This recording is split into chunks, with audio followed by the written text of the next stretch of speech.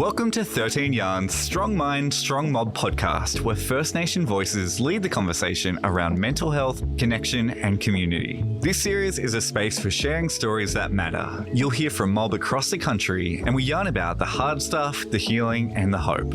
If you or someone you know are feeling worried or no good, call 13 Yarn on 13 92 76 for a confidential yarn with an Aboriginal or Torres Strait Islander crisis supporter 24/7. Now, let's get into today's conversation.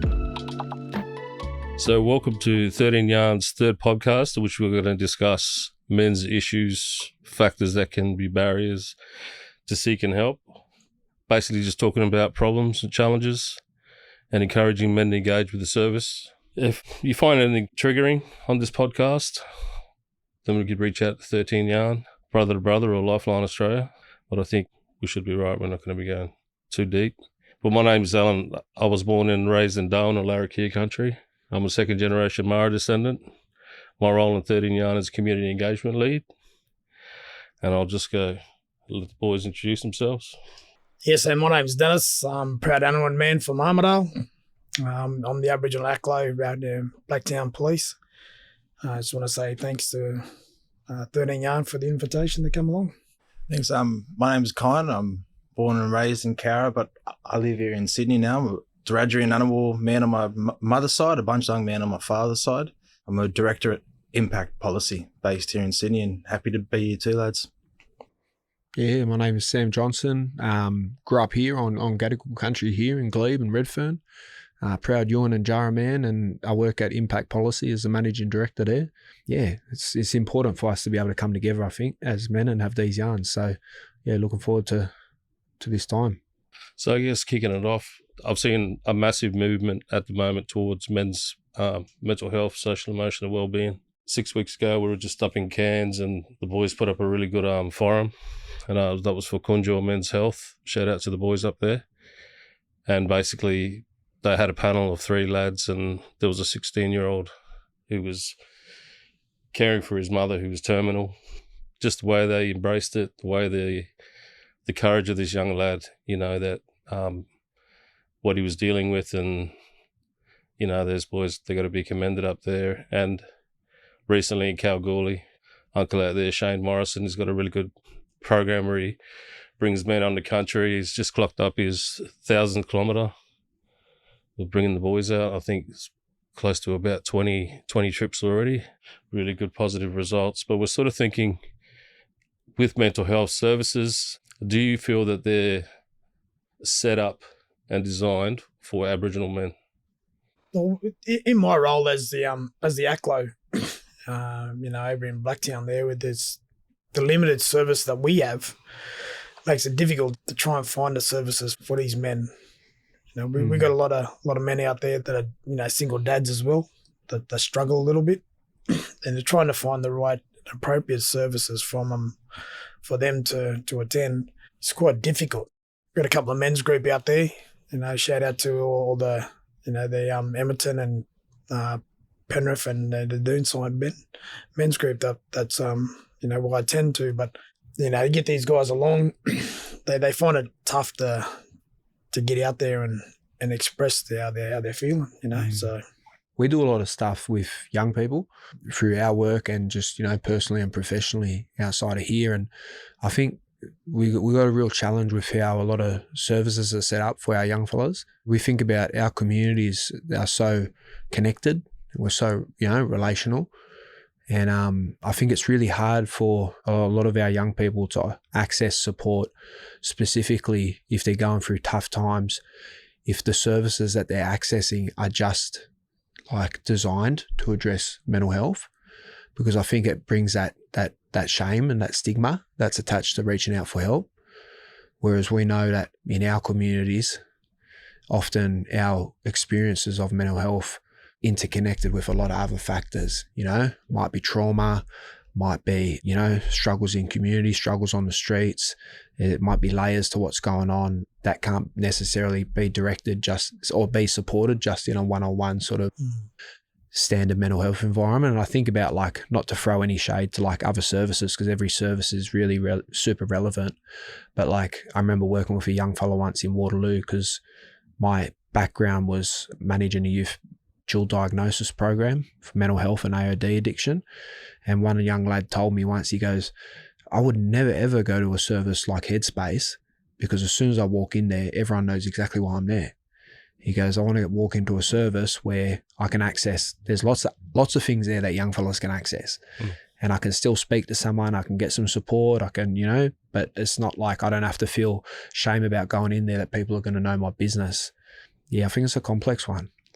I think even the design of the government buildings and clinics and the way they're set out as well, I mean, you hear a lot of people talking about colonisation and that sort of effect, but there's also stigmas attached to the word referrals. So there's a certain language that, these kids and adults grow up with, and they're very clinical words. In some situations can be triggering. Like talking with some of the 13-yard crisis support operators, they try to use different words at times just so it doesn't, would you like services, instead of trying to leave that word referral out. And not so clinical, eh? Yeah, not so clinical. Yeah. So it's a bit more, organic, holistic sort of thing. Yeah, I find that, a lot of just the whole setup can be challenging for people for the first time, or because the shame attached to it and the stigma attached to it, it's going to be there for some time. I think it's more related to also how they approach our men. I've dealt with a family out there where they've been to and spoken to the dad, and he's turned around and said, you just offer me the same service as everybody else. There's not really much of a change, and I don't think he understands what he actually needs as well. I think with the past traumas that happen, with our people, it also relates back to them as well. And that's where I see him, where he needs the help by someone in a role that could come along and help him and speak for him, the type of service he needs, because he doesn't realise what he's saying too. Yeah. And that's what a lot of our men, when they feel embarrassed and they feel ashamed and do that. And that's how, that flow, the effect that happens to our younger generation then. I think as well, like those services that you're talking about that are positive, Aboriginal men's groups, these things, they're black solutions for our men. I think like for so long when you've been talking about the trauma, ongoing trauma, colonisation, we have these problems that have been created by white systems and the violence they've brought to our men and boys and our communities broadly. And then there's like a consistent need to push white solutions towards us. And I think like when we see things that are really beneficial for our men, they're things that are consistent and they're driven within community in an environment that's built by mob. Not saying that there's not space or importance for other roles, but, we know that identity plays a really big part in mental health, and I think that's real true for our mob particularly. I know it was for a lot of me and my cousins and stuff growing up, and when you're pushing young fellas into white spaces, where they feel alone and isolated, and it's not built for them and the people don't really understand them, sometimes it can be dangerous too, without having that right support from mob. Yeah, there's a big thing too around that whole cultural capability piece in those systems as well, Like we have, community health centres and, we've got the AMS and other services similar to that as well. But like there's sometimes an assumption that all staff that exist within there have really strong levels of cultural capability, but it's not always the case when it comes to experiences around our mental health. And then so I think that even amplifies how important cultural capability is in the mental health sector more broadly as well. Like I remember working with, and it comes back to that shame and stigma point I made earlier, but I used to work with a young lad out at Parklea Prison, and he got his first mental health diagnosis when he was locked up. He was only like 21 and he was going to get released. The same thing came down around that feeling of shame around accessing support in his community because he didn't want people to know, about his diagnosis. So he wanted to go see a non-Aboriginal support service in community, but the reality was that like it was really hard to try and find services that were like culturally capable to be able to understand his needs, his background, and how that stuff's all interconnected, you know? Yeah. I think it comes back to that, opening question. The good thing about 13 yarn is that if someone calls a line, the chances they getting that person back are so slim, it's almost impossible. So every 6 hours, the phone lines switch, and they'll go to, like, could be at Cairns, could be at Ipswich, as well as, like, we've got some mob that still work from home in WA. We're trying to, still trying to work on getting it as many different nations and backgrounds as we can. And so the good thing about that is, like, a lot of people that are calling up and they're in crisis, or they need someone to talk to, or they come out of, say, an episode or something, and they just need sort of like a little bit of navigation, you know, like how to just start their day, so we can just do like a quick care plan. It's a safe space. You don't know who you're talking to. There's no barrier because you're just straight in the mob. You're just talking. We try to keep that as sort of fluid as we can. So you'll get some people that, you know, if you're calling up and you're feeling you're in a crisis or something like that, you're able to get access straight away. Like within 20 seconds, someone's going to answer the line. And then the fact that it's mob and it's a, you know, culturally safe space, it sort of allows people to get through until the next day, until they're able to see their clinician, or they're able to see their AMS, or whoever they generally go through, or will help you navigate your next move. That's the good thing. And that's why we're really trying to, you know, we're only good as funding. So I think we've got something like 40 or 50 crisis support operators from various backgrounds, all Aboriginal and Torres Strait Islanders. So yeah, we're lucky in that respects. I think one of the things that we were yarning about this morning before we come here was just thinking about, like, how often mental health gets talked about often in isolation of, like, alcohol and drug use. Yeah. And like, that was a thing that I seen working in community, like, and it was a real challenge with the mental health system, because, like, you'd be working with a young person and they'd be going to get, you know, see their clinician because they got a diagnosis, but we also knew that they were dealing with addiction as well. Yeah. But those two sectors don't speak to each other. They operate in isolation. But we know that, like, people's mental health, if they're navigating, you know, tough times and they're dealing with trauma and a whole range of other stuff, that, like, if there's other issues there that aren't being addressed, it's really hard to stay on top of that mental health stuff. We were just thinking about, like, just how much it's so prevalent in our communities, you know, in terms of how they interconnect. You don't experience it in isolation of one another, you know. The mental health exacerbates AOD stuff, or vice versa. That's right. Yeah. Yeah, I used to work as an ALO in mental health as well. They were always together. And then sometimes you could tell when, you know, someone's sort of coming into a situation where they're going into an episode, basically. Those, you know, like, it'll be hard to engage with them, it'll be hard to catch them. Generally, things will get really bad before they become stable, you know. Once they're sort of getting the treatment and the services, and it's about really listening to them, because they've been down that road before. They know they're the experts at their own healing, and they know the sort of they've got an idea how to get through. But it's kind of like, if the services aren't interacting together, you know, it's easier to tell, because all of a sudden you're going to get a whole lot of services that are just overlapping on the same client, you know, and the client ends up doesn't know who to talk to. Yeah. And then you get to that situation where you've just got to have a meeting and everyone get together and find out what parts they're playing in this care, and then shave it back and start again. Yeah. Sometimes they know their own triggers as well.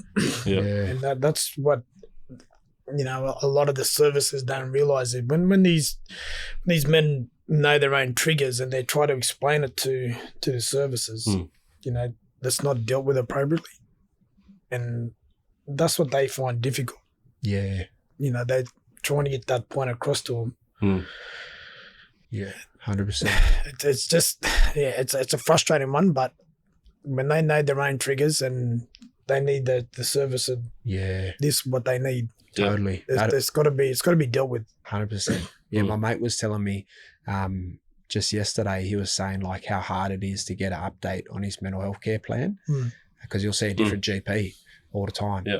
And so it's that's some of the challenges is that GP understand, or he'll have to feel like he has to fight for it, you know, like he's had a mental health care plan for a significant period of time and he's still having to like feel like he's got to justify his need for it, you know. And it's like, you think about how much that just would compound in our communities, people just not reaching out for help because it just becomes too much of a hurdle you got to jump through, you know. And they feel like it's a burden on family too. That's it. And that plays a big impact as well. You know, when they do rely on family and, you know, then they realise, you know, they start to think to themselves, you know, I don't want to put this on my family. And this is why they're in the silent mode that they go, and they don't want to talk to anybody. And that's what triggers them again.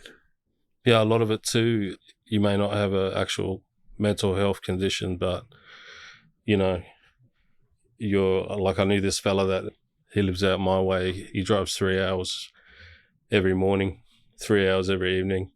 He works 6 days a week. Like he's working hard. On his off day, he gets a bit of time with his kids. Then the rest of it's catching up, doing things around the house that he needed to sort of catch up and fix, maybe handling a few other things around, and then it starts all over again. It just got to the point, man. Like, I'd see this guy and he was just absolutely burnt out. I'll take my hat off to him, you know. Absolutely. Never complains, never wanted to see anyone, you know. But the thing was, he was old school too, you know. He was like, nah, I can't do this. I can't go in and see anyone. So, you know, look, when we catch up, whatever, quick yarn here and there, and that was all he needed, you know. He was sort of good with that. Talk about work yourself to the bone. Yeah. And I can understand his point, because he's the only one working, and he's holding the whole thing together. You know, he's got something like 5 kids, and he's like, he can't afford to be sick. He can't afford to be this. But then again, too, on the flip side of that, if you're working that intense and you're working that, you know, that many hours, and the distances, you know, just as tiring as working. Yeah. All that travel and everything, you know, like he's, you know, I used to say to him, look, you got to have some, what do you do? What do you do for yourself? And he just said nothing. He goes, I don't have time for myself, you know. He sort of had the sort of knowledge too to say, you know, like, man, if I did have the time, yeah, I'd definitely see someone. I'd definitely have a yarn with someone, you know, like just to sort of get the pressure off, you know, what he's doing. But in his sort of situation, it wasn't really, you know, when he sort of had, he'd get frustrated because he only had X amount of time to do things, right? And so his sort of therapy was not actually seeing a doctor, but it was more like he just needed solutions. If you could tell him, you know, a way to get this bill handled, or a way to do that, or, you know, how he could, you know, a part for his car, or this, that. Yeah. That was what he needed. But he was kind of, you could just see him slowly burning out.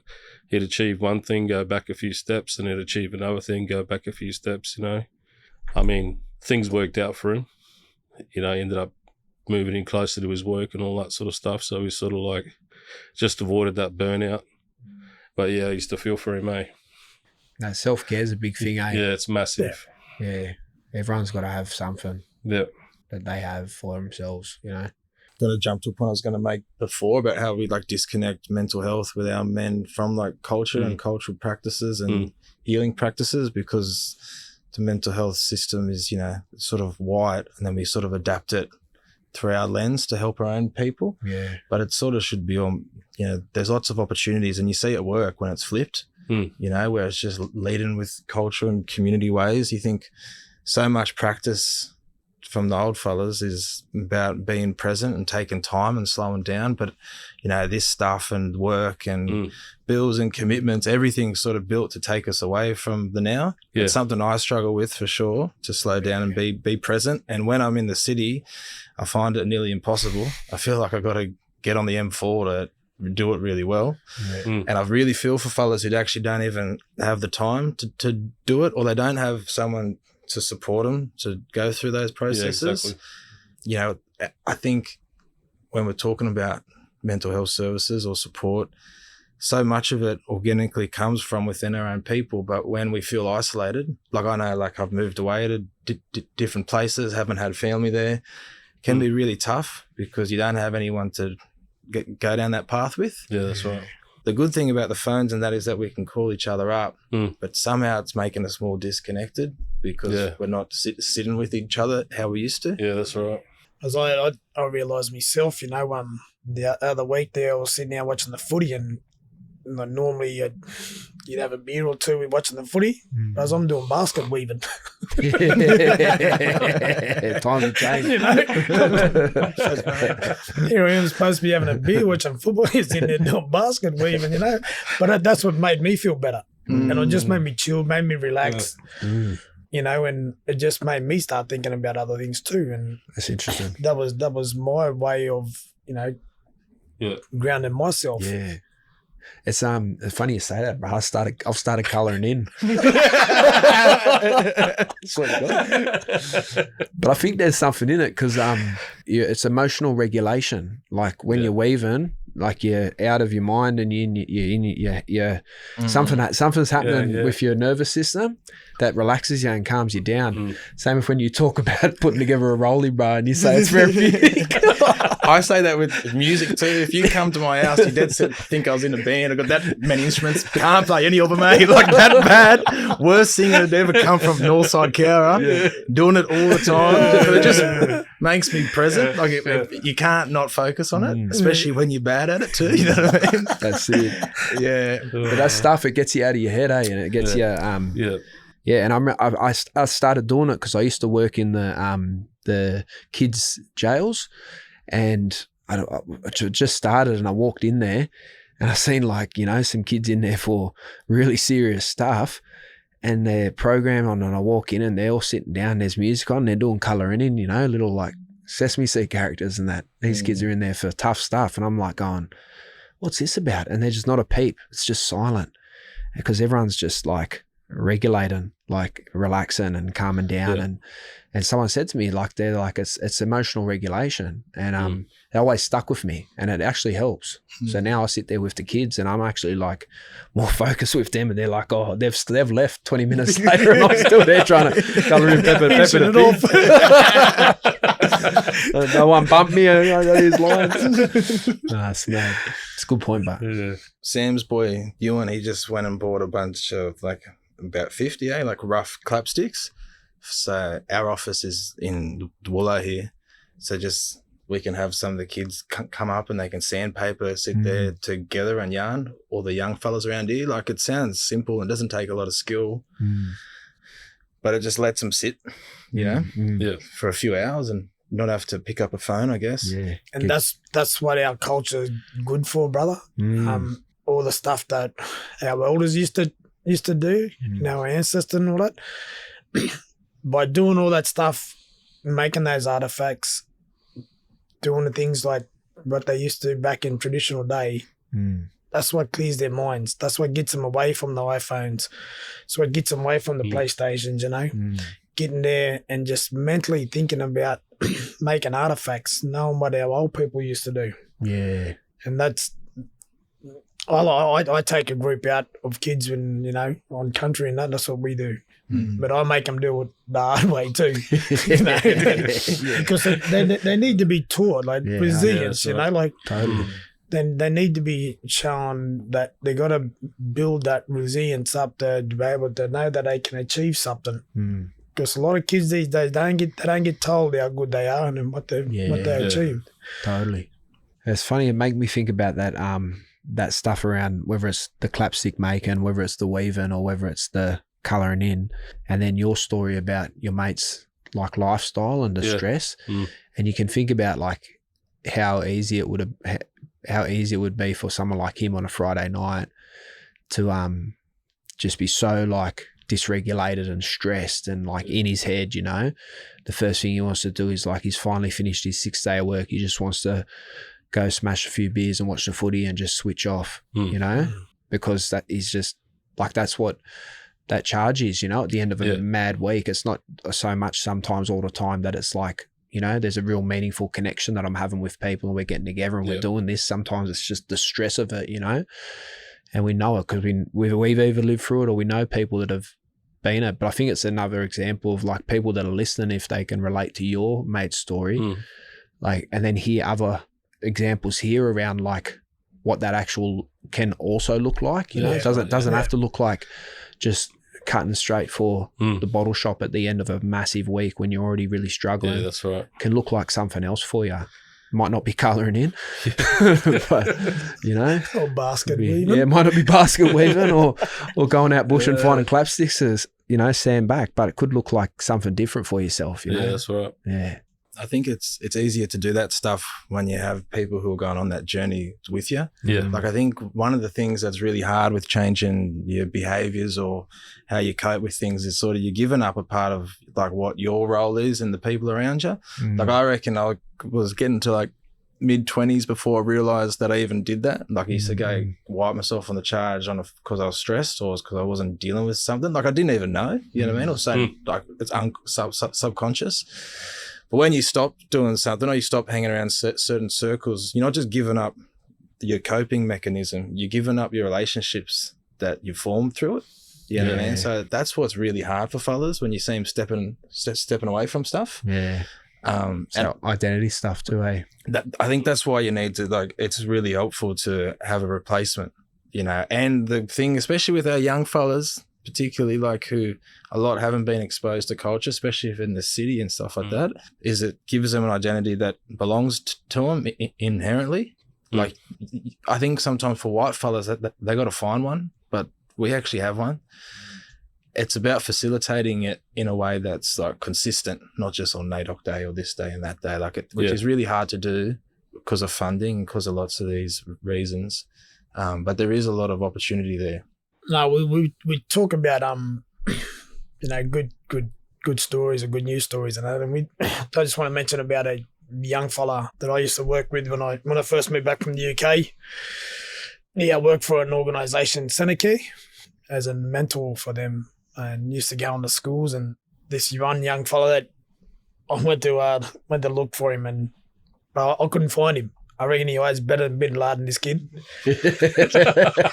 he was rock solid. I could not find him. No matter, I had to go up there the next day because he knew the days that I was coming to find him.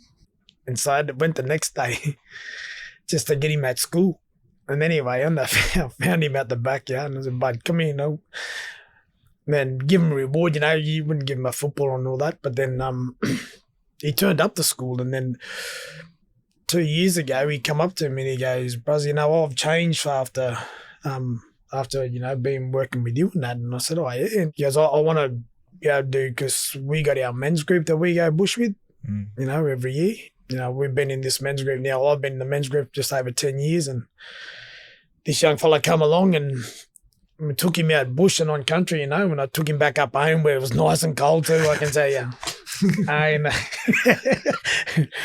so, but I'm going to teach you a lesson again. So we got him there. And anyway, we did the process that we were supposed to do. And to his credit, you know, he ended up sticking it out. And then we ended up coming to men's business. He ended up going through the process, but he's changed his life around so much.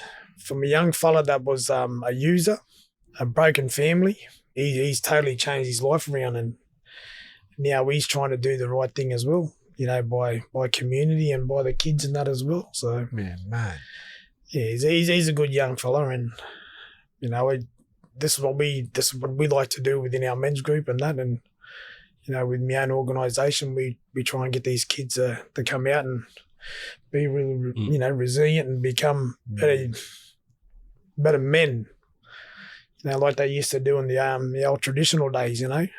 Take the boys to become men on their journeys and to be a better husband when they return. And that's what we want for all our kids, you know, not just the men, but also for the kids and the women as well. 100%. That's it. You run amok when you're young and you give back when you're older. It seems to be the way it, you know, like I've seen so many organisations and some of the blokes, and I think, man, we used to just run amok. You know, and I think these people, they're doing great work, you know, and they know what they're on about because they've just had first-hand experience. You know, when you're talking about that, your men's group, not that I know about too much about it, but we're talking about supporting men holistically, not just addressing mental health and not substance use, or addressing one thing and not resilience, like just that men's group. They got community values that are old ways that like belongs to us. So you want to attach yourself to it. You got practice, being present on country, slowing down, and you got healing through cultural practice, which is a massive factor. Like, I don't know where else you can get healing like that for our people, or for any people. That's an opportunity that belongs to us as well, all of those are in one group, and I think 100%. that's where there's so much power in it. And there's no stigma, because you're going out to do something that's blackfellow way, that's something to be proud of. Yeah, 100%. Yeah, that's it. The flow-on effects are massive for your well-being, your mental health and well-being, but the purpose of it isn't that, which what makes it so powerful. It's accountability too. Yeah. It's accountability that you got to uphold what our traditionals past, but what that was done back in the day. Yeah. And it's about going out and doing the right thing, but then coming back and making sure you're the better man. Because if you don't uphold that accountability, then, you're going to be caught out. Yeah. People are going to know. And we want the men to become not just better men when they're in the bush, but better men when they're out in the community. We've been doing some work in the DFE space, just a little bit. And what you're saying there is it's really relevant to that, because we got men and young men who are victims of violence, and they use violence. Yep. I think like there's so much theory and strategy and evidence-based practice, but very little of it is based around our people, and then it gets applied to our people. This is how we find solutions for these problems. But all the things you were talking about, like healing and accountability, are at the core of change. And Cultural Ways offers both. Not 100%. Not just healing and move on with your life, but now you've committed to being like this. If you slip, we'll bring you back. Like, we're not going to kick you to the curb because you're one of ours, but there's a still threshold. want you to make sure that you know how to help and readjust the way you've done things, And as I said, that accountability, when you know you're wrong, then fix it. And then, make sure it doesn't happen again. Absolutely. Yeah, healing is just lifelong. Yeah. It's kind of like you see, you might be going through life, and then all of a sudden the smallest thing triggers you. You don't actually realize at the time you've just been triggered, and you're acting different, you're doing different, your thoughts are changing, your actions are changing, who you're hanging out with is changing, and things like that. And it's not until you've actually accepted, hey man, something's going on, something's just triggered me. Yeah. And then sort of sit back, get help, talk to someone about it. It's kind of like the longer you don't deal with it, the more it's going to manifest, and the harder it's going to feel, and that sort of thing. But with a lot of the healing, you'll see it's kind of like a process, and once you master that process, you can apply it to any aspect of your life. When a situation comes up, as soon as you realize you've been triggered, you can start that sort of process with your healing. You can just initiate it yourself, and then you will know what you need to do, how to address it, and then the best way out for it. But it's kind of like you're going to learn a really powerful tool when you go to see someone and you think it for the first time. I know blokes that have gone to see psychiatrists and that, and they'll just think, man, I should have done this 20 years ago. I've just wasted 20, 30 years of my life because I haven't been able to problem solve, and I've just done this and this, and sort of fell on the wayside and got into substance abuse and did whatever, just trying to deal with it. When they look back and think, if I knew it was like that, I would have done it earlier. And that's why I was sort of like trying to encourage people just get it out of the way. If you know that you're dealing with something and you've got something holding you back, or several things, once you sort of like learn how to sort of go through that process, deal with it. A lot of people have a lot of blokes, you know, like I know for myself, when I had my daughter, you sit there, you're holding her for the first time and you're making a lot of promises. And that sort of leads you towards that direction where you're thinking, all right, man, I can't be a hypocrite. I'm in this service, I'm doing this, you know, and you sort of feel like you go through that process yourself and you give it a crack, you know, and then you sort of come out the other side and you feel better and you just think, man, I should have just done this years ago. Yeah. I would have saved a lot of time and I would have been a lot further in life, you know. Bro, you make such an important point about dads. Yeah. You know, like there's such a big yarn about like postnatal depression for mothers, and rightly so, you know. But like postnatal depression for men is massive. It's actually like this, I can't remember the stats off the top of my head, and I'm sure we can put them in the show notes. Yeah. But I remember having a yarn with New South Wales Health about it. And I remember when I first had my son Ewan, and I'd go to all these, you know, my first child, I was present at every appointment, you know. By the time we got to the fifth one, you'd be lucky if I got to ultrasound. my first time around, never missed an appointment. But I was always like, funny how like no one ever asked me how I was going. Like there was, you know, always, you know, rightly so, caring about my missus and making sure she was sweet and that. But not one point in time did anyone ask like, Dad, you know, how you traveling, right? Like what's good, you know? And I think it's such an important point because a lot of men go through, I know when I had my son, it was really triggering, you know, because it triggered a lot of trauma as a kid, you know, like a lot of childhood stuff came out, and all them promises you're making, and you know you're not gonna. And that's kind of like what you're saying. That's kind of like the first time for me that I touched on my daughter's not going to have what I grew up with. She's never going to experience that sort of thing, and that's where you kind of breaking that generational trauma, you know. Yeah. And that's the first time it sort of like rears its head because you think you're indestructible until you're holding your child, and then all of a sudden you realize, man, I can't fail. And that's where too, you know, like if you're not going to seek support, you're not going to get help because your partner, your child, everything's relying on you. And like you said, you know, it's so triggering. I've known a few people that say the same thing.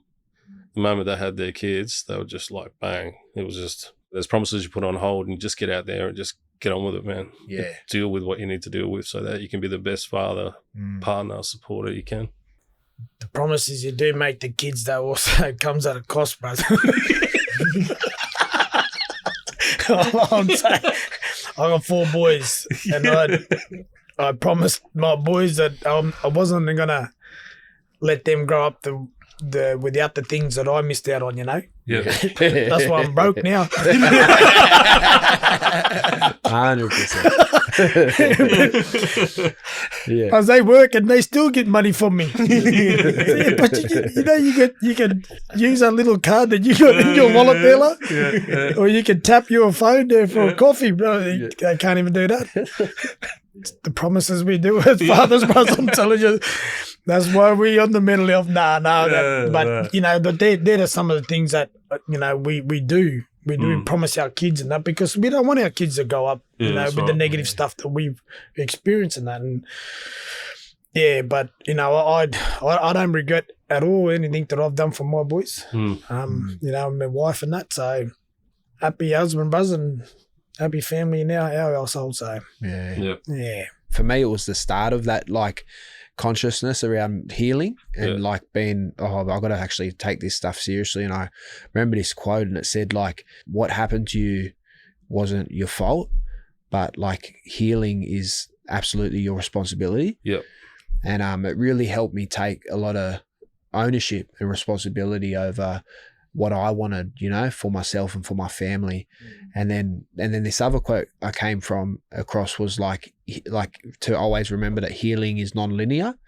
So like it doesn't go in a straight line. That's right. So like you said, you know, you can you can go forward and take a couple steps back or whatever, but you're still progressing in the right direction, and that's okay. And that gave me a bit of permission, you know, to like show up for myself and not be afraid, you know, if I stumble here and there, I'm consciously trying to be the best that I can be, you know. And a lot of us that have survived trauma and stuff, we're looking around for someone to fix us, and we don't realize that like it's we're actually the most important piece of the puzzle in fixing ourselves, ourselves and our communities, our families in our country, and those other pieces as well. But ultimately, like, if we're not the ones putting that puzzle together, nothing gets connected.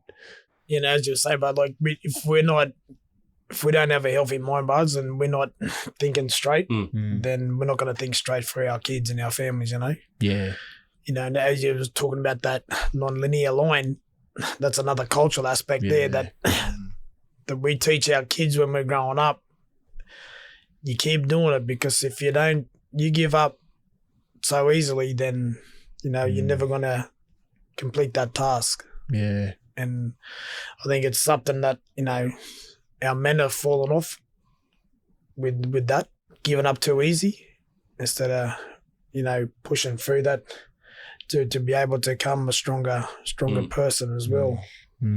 Especially with some of the stuff that goes on within their heads and that, and then in their social lives. Yeah, hard. Yeah, it shows how important it is for men to speak up. 100%. Have a yarn. What a lot of blokes don't, who haven't sought help, who are thinking about doing it.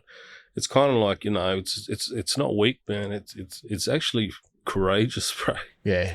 Like, massively. If you're worried about people thinking, you're the stigma of, you're getting help, you're weak, you're this, you're that, whatever is in your mind that someone said to you once as a child or something, and you're hearing it all the time, and you're validating that, and it's not right. It's because it's not correct.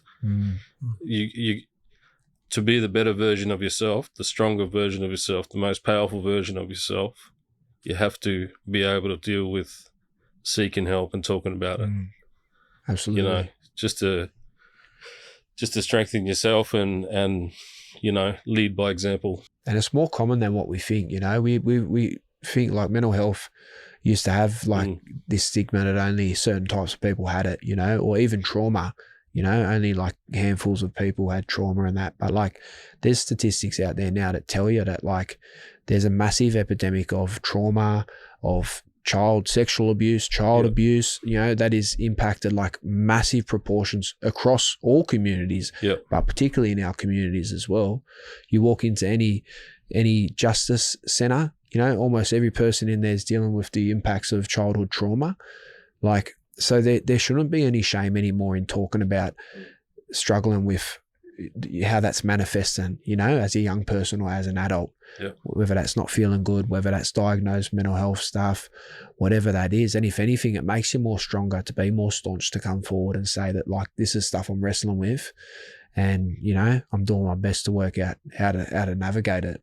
I never had like a lot of personal sort of serious struggles with my mental health, but there was a real dark period that I was in when my son was about 1 year old, and I was working on this project in 𝗬𝗿, and it was really sensitive work where I was working in a really trauma saturated space, and it was around kids that had been murdered, and I found it really triggering, the work. And I was dealing with that on top of going back home to my son, who was the same age as one of the kids that was one of the victims there. And at the same time, I noticed I was getting into a deep depression, and I couldn't understand why for a long time. And what scared me the most was whenever I was having tough times, I would always train. Like, training was my medicine, have a bad day, have bad memories or whatever, tough times, I'd go have a workout, and I'd always feel on top of the world after it most of the time.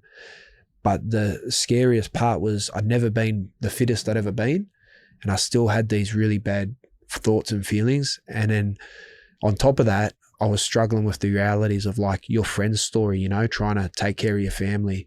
I had this good job, but I was still living pay to pay.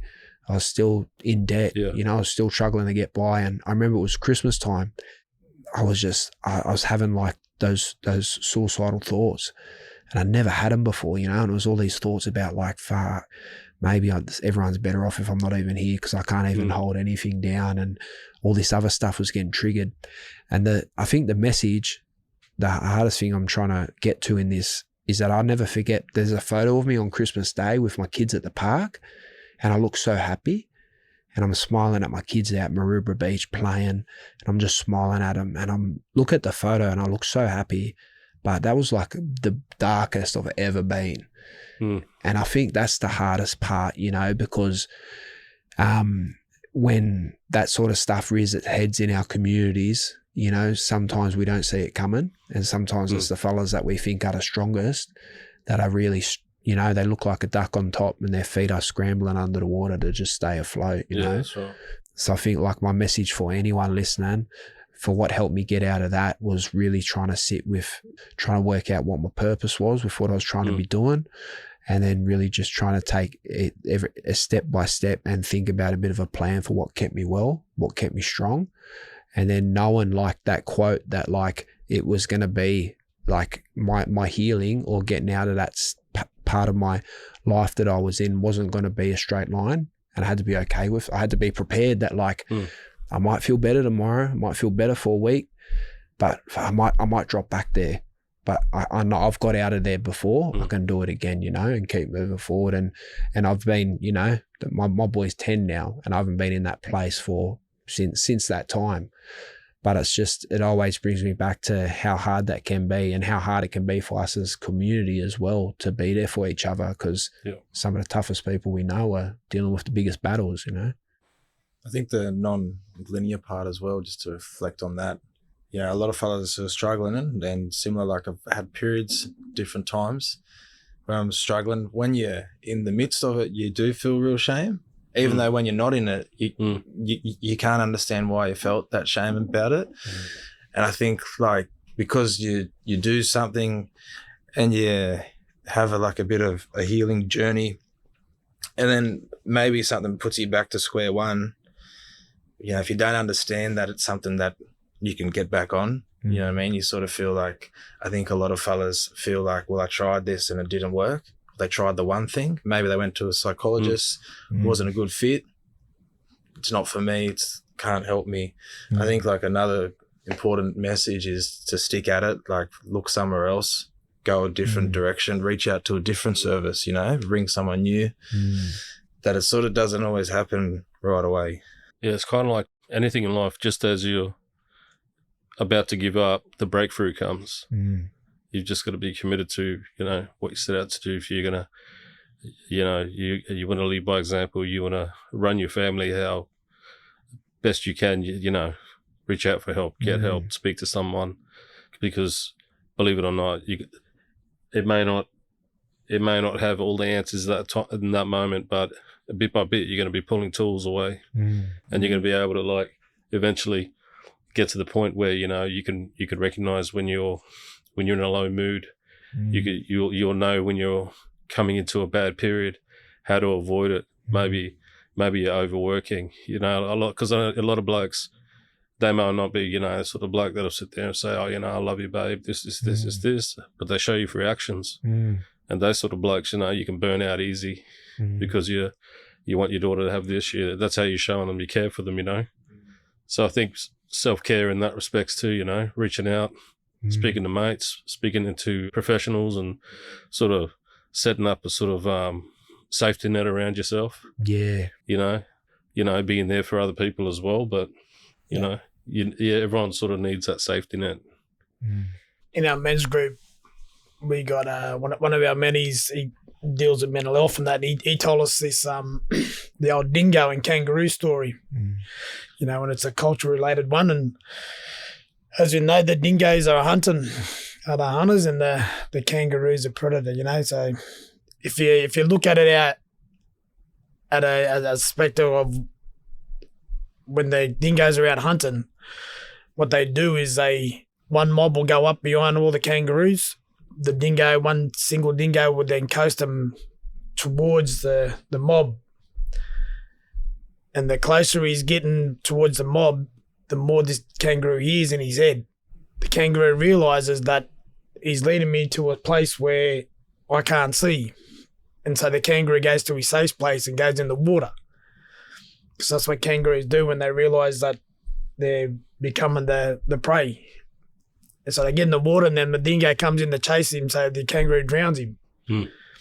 And one by one, each dingo goes in and he keeps drowning him because that's his safe place. So that's a cultural-based thing that we can use as as an example for, our men and that, where if they're getting in that situation, then go to a safe place. Yeah. You trigger there, you drown them out. Yeah. Yeah, that's right. I love that. And that's a cultural based one for us, And I think so much of what you and Kuyan talked about with a lot of that sort of stuff too, about the strength in our ways in terms of helping keeping us well. And so much of what helped me in them tough times was actually like realizing I'd become really isolated. And actually such a big part of getting well was about connection again. It was connection back to who I was, where I was from, what I was passionate about, my meaningful relationships with family and community. Like so much it just like pulled me away into this hole of like work, family, sleep, and that was it, And when that stuff wasn't positive, it was really hard to get out of it. I think the biggest strength is finding your safe place. And I think that's a perfect cultural analogy for our ways to understand how that looks. For people listening, it can look like, if you are feeling isolated and you are feeling alone and you are feeling like you're going through tough times, then you have to think about how you can start to try and find your community. Rebuild what that looks like for where you are. Yeah. You might be isolated from your country or your community. You might be living in a place where there's not a lot of mob. And so how do you rebuild what community looks like for you? How do you rebuild what connection looks like for you if you're feeling isolated and alone? That might be, joining the gym. It might be joining another group doing different stuff or whatever that looks like. But I think so much of that about us as people is that we're relational, and connection is so important for us. And so as a peoples, when we don't have that, I don't think we're ever at our most healthiest. Yeah. I think it's a constant, you got to be purposeful about that too, especially if you're living in the city like this, and especially if you're not from here, like which a few of us aren't, What community and connection looks like is changing for me all the time, depending on whether I've got family coming or going through the city. I was thinking about what you were saying about safe place, I love that story. I'd never heard that. I was on the phone to two cousins, both from 𝗀𝗃, but we all live different places now, just yesterday. And I think about it like, if you took those two away from me, even though they live 1,000 k's away, I'd feel far more isolated. And I think like, we talk about the difficulties of modern society and being isolated, but there are the benefits, that a lot of our communities are dispersed and our families are dispersed, but if we can feel safe in having that conversation, like me and those two cousins can always feel safe. You can take your problems there, because in Sydney, like if I was only relying on people in Sydney, it's such a hustle and bustle place, it's hard to find time here. I think our connection spreads so far as mob that it's helpful sometimes, Would you guys recommend 13 Yarn to your mob and friends? 100%, bros. Yeah. Give me a call. Call them up, bros. You can have That's a chat it. to them. 100%. Jack a mobile down for a quick link. Hey. Give Uncle Al a call, Eli. We're trying to push the message, like 13, you're feeling no good. 13 Yarn, feeling no good, or, stress, crisis, that sort of thing. But a lot of people don't realise this, It's there for like anyone can call. We get calls from like health workers who just need to unload, They've been through a lot. Then, the number can be used also for, elders or aunties in the community that are pillars, uncles and that are taking on a lot of the cultural load and helping out young people and finding a bit of time, like they're feeling guilty going to sleep at night because, what if I go to sleep and something happens? But, Yeah. 13 Yarn's great as well, you can give that number up and sort of have a bit of a breather that night, even if you're working and you're worried about a client and social worker, you can give the number and sort of like know that they'll get through and that they'll have the support they need up until, when you're back at work and that sort of thing. So it can be tailored to however you need it because it's 24/7. It's free from landlines, mobile phones. I think it's so important. I think when I was going through that tough time, the only option I had was they had like the employee assistance programs, the EAP services. I asked if they had any mob there and they're like, oh yeah, we got like one. There was like one staff member, and then the process to get access to them was like, it was like jumping hurdles, you know. So to be able to have like 13 yarn, to be able to just know that I can call that number and trust that I can speak to someone, I can feel safe, I can feel, you know, that I can be open about what's happening for me. Yeah. It would have been really significant, you know, definitely something I would have needed too. Like I used to do inquiries with Kelly as well, and we used to get inquiries all the time. Do you have an Indigenous EAP, you know? But we'd say to them, no, we don't. But you don't have to call us through your work. You can just call us. You could be at work having a meltdown or some sort of, you know, crisis. Pick up the phone, call us, and we will talk to you. Like, doesn't matter where you are or what time. We're not measuring that. And so we found that a lot of people didn't want to go to their EAP because they didn't want their work to know what was going on, and that's sort of, they wanted to keep some bits of their life separate.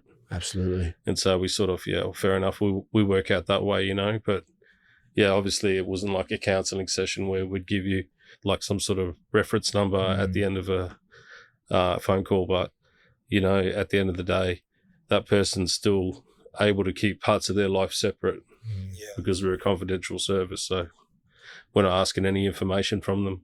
Yeah. You know, you could just unload, talk about whatever you need to talk about, get a care plan if you choose to, get a referral if you need to. It's the choice is yours, but you still got the luxury of accessing your EAP service should you, you know, choose to.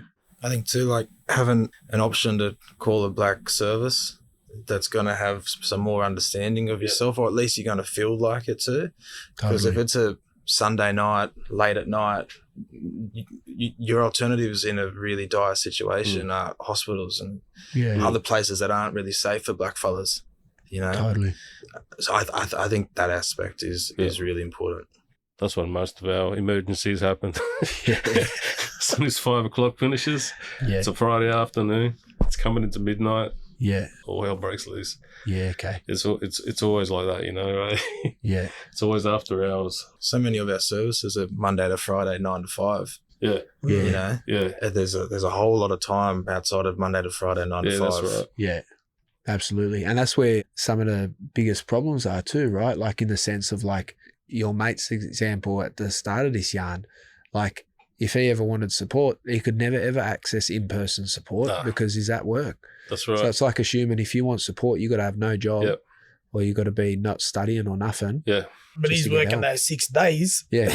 The services, he's not bringing these services in at all because he's working 6 days. Yeah, totally. You know? That's and a lot of the services are only open 5 days a week. Yeah. Yeah. When 13 yarn. Yeah. Anytime, mate, brother. 24/7. Yeah. That's it. I know for me too, like when I've been struggling, I work more because it just like it keeps you occupied. Yeah. I had a boss when I was real young. She had to make me take leave because I was getting too much leave compiled up. I said, "Don't send me home, man. I won't come back. I only got 4 activities and I've got nothing to do. Like, leave me here." She had to make me take it because I was like, oh, but like so. I know other people who are like that I've spoken to too, like cousins of mine. They're like, bro, I just keep going to work. And I was like, I tried that one. It doesn't work because sometimes you got to leave, you know. Let's do something a bit more productive, eh? Before we pack it up, thanks a lot for coming, guys. I really appreciate it. And some of what we said is going to resonate with a lot of people and a lot of situations in their life, and just raise the issue. Look, man, like just if you're struggling, go get help. It's not going to make you weak. It's going to make you stronger. You know, you'll grow from it. You'll learn how to be kind to yourself and how to excel. You know, your family will love you for it. Your brothers and sisters, your aunties and uncles will love you for it, and your community will love you for it. No, I just want to say, any of the mob out there that's struggling, 13 yards away to go, give them a call, open 24/7. Thanks for having me here. It's been a mad yarn. I think like a bit of a final thought is that first yarn is the hardest one. Yeah. And that a lot of that weight will come off if you can just take that first step. And someone told me once, and it stayed with me for a long time, is you're not the things that you've done, you know, what you've experienced or the experiences you've put other people through in the past. They're in the past and there's always opportunity to move forward. Yeah, thanks for having us on. I think we touched on so much stuff that I know that men that are listening to this are going to be able to take something away from. And so I think my final message as well is just particularly any of the dads that might be listening, for a few dads here and for anyone listening that might have young ones at home, keep showing up, keep taking it day by day, be kind to yourself, but also look for connection, look for purpose, and just remember that like your healing is not a straight line, but keep showing up for yourself and keep moving forward. Yeah, well said, brother. Thank you for listening to this episode of Strong Mind, Strong Mob, brought to you by 13Yarn.